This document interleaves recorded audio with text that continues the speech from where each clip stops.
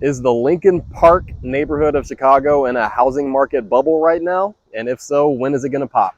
My name is Jake Lyons, realtor with At Properties, bringing you well-informed, data-driven content. That's a question that I am going to explore, but not answer because honestly, nobody knows, could possibly do it. But what I can do is go over what's going on in the market here right now and see what we can glean from that.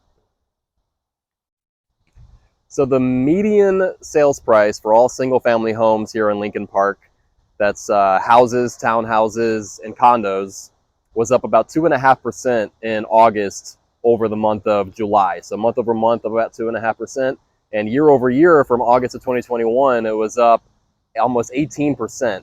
So that's a pretty crazy number. Obviously, you know, 1 month, one data point doesn't really tell a whole story, but you know that's a pretty big increase at any time, anywhere. So interesting stuff going on there.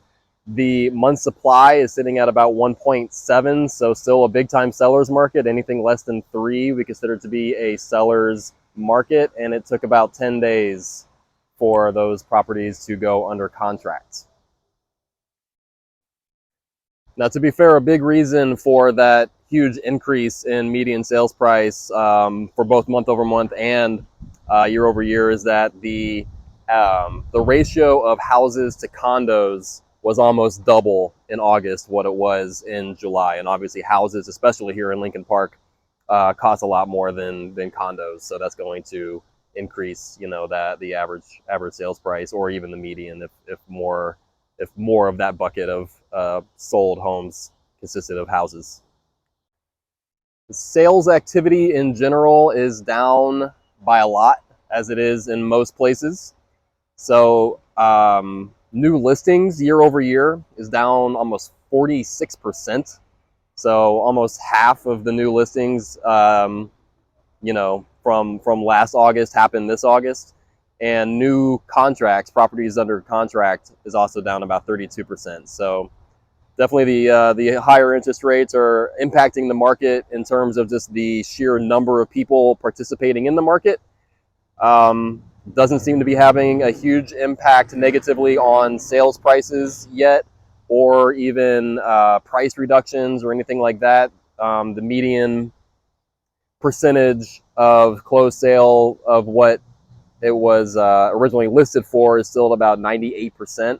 So there's some room for negotiability going on in the market right now. But you know, 50% of all homes being sold are still selling for at least 98% of what they were asking. So that all comes with a caveat. It's just 1 month's worth of data. One data point does not make or break, you know, anybody's scenario of what's going on, and doesn't paint like the biggest picture of whether this is a bubble and what's going to crash, and what's definitely doesn't predict the future.